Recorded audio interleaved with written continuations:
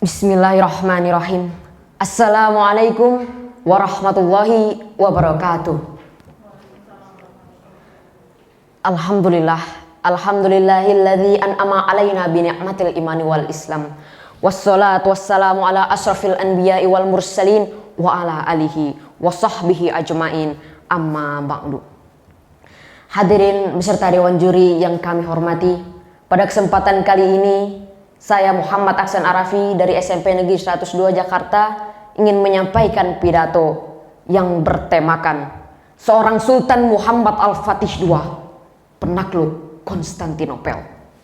Sebelum itu hadirin, tiada kata yang paling indah, tiada kata yang paling manis selain mengucapkan puja dan puji syukur kita kehadirat Allah Subhanahu wa taala yang telah memberikan kita beribu-ribu nikmat, bermacam-macam nikmat, terutama nikmat iman wal Islam serta sehat wal afiat, sehingga kita dapat berkumpul di tempat yang insya Allah dimuliakan oleh Allah Subhanahu wa taala. Amin amin ya rabbal alamin. Salawat bertangkaikan salam tak luput kita haturkan kepada junjungan besar umat Islam, Nabi penutup para nabi, Nabi yang tidak pernah kelenteng agung tapi namanya selalu agung, Nabi yang tidak pernah makan kue cucur tapi perkataannya selalu jujur. Siapa lagi kalau bukan Habibina wa Syafi'ina wa Maulana Muhammadin, yang telah membawa umatnya dari zaman kegelapan hingga zaman terang benderang seperti sekarang ini, minal zulmati ila nur. Hadirin wal hadirat yang dirahmati oleh Allah, Sultan Muhammad Al-Fatih II, sang penakluk Konstantinopel.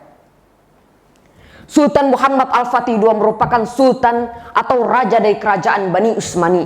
Beliau merupakan sultan ketujuh dalam sejarah kerajaan Bani Utsmani, sekaligus merupakan sultan yang paling terkenal.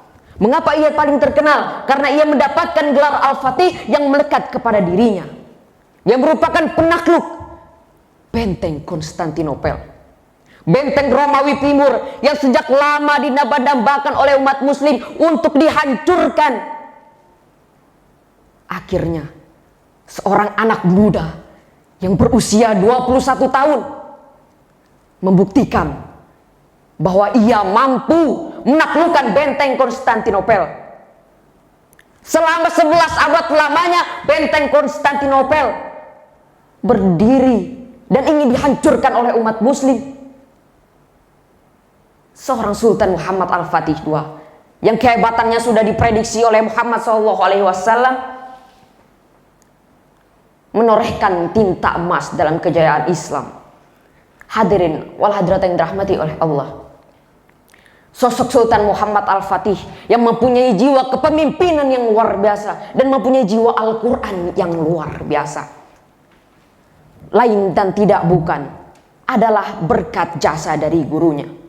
Ayahnya Sultan Murad II menunjuk Syekh Ahmad bin Ismail Al-Qurani sebagai guru dari Sultan Muhammad Al-Fatih. Mengapa ia menunjuk Syekh Ahmad? Karena Syekh Ahmad memiliki jiwa kepemimpinan dan jiwa Al-Quran yang luar biasa. Maka tak heran hadirin, Sultan Muhammad Al-Fatih dapat menghafal Al-Quran 30 juz beserta hadis-hadisnya saat ia masih kecil. Bukan hanya itu saja, Syekh Ahmad juga mengajarkan ilmu fikih, ilmu falak, ilmu peperangan kepada Sultan Muhammad Al-Fatih. Hadirin wal hadirat yang dirahmati oleh Allah, pada saat itu peperangan terjadi. Sultan Muhammad Al-Fatih mengirimkan 4 juta pasukannya untuk mengepung benteng Romawi Timur yang terjadi selama 50 hari. Beliau menyeberangkan 70 kapal lautnya untuk mengepung bagian barat dan laut Konstantinopel. Dan tidak sia-sia hadirin, subhanallah, Sultan Muhammad Al-Fatih II dapat menghancurkan benteng Konstantinopel. Hadirin wal hadirat yang dirahmati oleh Allah, betapa tidak senangnya Muhammad Al-Fatih ketika dapat menghancurkan benteng Konstantinopel. Karena itulah yang didamba-dambakan umat muslim pada saat itu. Umat muslim pada saat itu menginginkan benteng Konstantinopel diruntuhkan karena ia sudah lama menindas umat-umat muslim pada saat itu. Betapa tidak senangnya Muhammad Al-Fatih ketika ia bisa meneruskan cita-cita para umat muslim dan nabi-nabinya. Seperti apa yang diucapkan oleh baginda besar Muhammad SAW. Sungguh Konstantinopel akan ditaklukkan dan sebaik-baik pemimpin adalah pemimpin pasukan tersebut, dan sebaik-baik pasukan adalah pasukan tersebut. Subhanallah hadirin. Hadirin wal hadirat yang dirahmati oleh Allah. Kehebatan Sultan Muhammad Al-Fatih tidak melulu soal peperangan.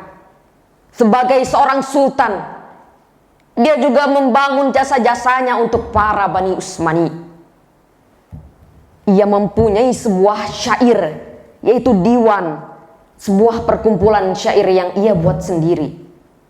Dan tidak hanya itu, ia membangun lebih dari 300 masjid, 57 sekolah, 59 tempat pemandian yang tersebar di seluruh wilayah Bani Utsmani. Begitu mulianya jasa Muhammad Al-Fatih dalam perkembangan Islam di zaman tersebut.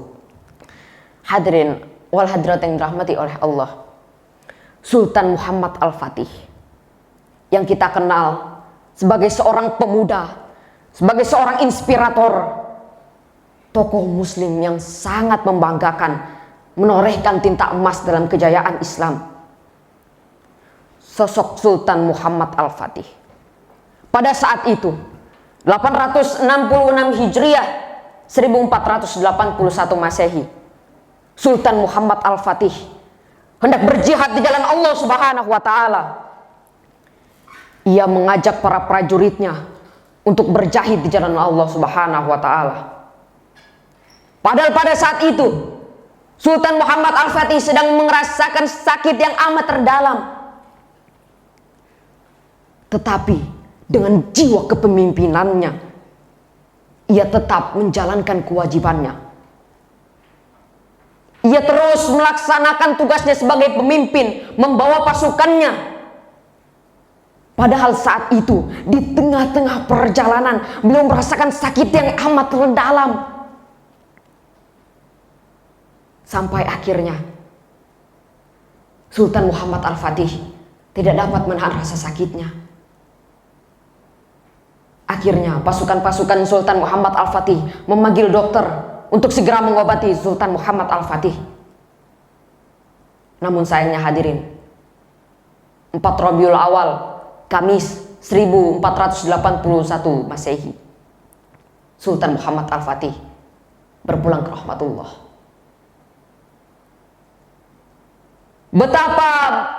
Betapa sedihnya orang-orang di sana melihat sosok yang dibangga-banggakan akhirnya berpulang ke rahmatullah. Sebelum wafat, Sultan Muhammad Al-Fatih menitipkan pesan kepada penerusnya, yaitu Sultan Bayazid II. Ia mengatakan kepada Sultan Bayazid untuk terus berjihad di jalan Allah Subhanahu wa taala dan berbakti kepada kerajaan Bani Utsmani. Dan dari sinilah muncul banyak spekulasi yang mengatakan bahwa Sultan Muhammad Al-Fatih ingin berjihad di jalan Allah tetapi diracuni oleh dokter. Dan banyak yang mengatakan Sultan Muhammad Al-Fatih ingin pergi ke Perancis, ingin pergi ke Italia untuk meruntuhkan Romawi. Hadirin wal hadirat yang dirahmati oleh Allah, sosok Sultan Muhammad Al-Fatih yang menorehkan tinta emas bagi kejayaan Islam, yang menjadi tokoh pemuda yang sangat diminati pada saat itu, harus berperang ke rahmatullah. Hadirin wal hadirat yang dirahmati oleh Allah, sosok Sultan Muhammad Al-Fatih sebagai sosok inspirator pembangunan dan inspirator pemuda pada saat itu harus disayangkan hadirin. Karena pada saat itu Sultan Muhammad Al-Fatih merupakan seorang sultan yang paling terkenal, merupakan sultan yang paling disegani oleh Bani Utsmani. Hadirin wal hadirat yang dirahmati oleh Allah, Sultan Muhammad Al-Fatih II yang sangat disegani oleh Bani Utsmani ia merupakan sosok pemuda di umurnya yang 21 tahun. Beliau dapat menghancurkan benteng Konstantinopel dengan strategi perangnya. Ia dapat menaklukkan benteng tersebut sebagai pemimpin. Hadirin wal hadirat yang dirahmati oleh Allah. Sosok pemuda seperti inilah yang kita harapkan dapat menjadi tokoh pembangunan, inspirator dan organisator di masa yang akan datang. Karena syubanul yaum riljalul god, pemuda di hari ini adalah pemimpin di masa yang akan datang. Mungkin sekian yang dapat saya sampaikan, kurang lebihnya mohon maaf. Wabillahi taufiq wal hidayah. Wassalamualaikum warahmatullahi wabarakatuh.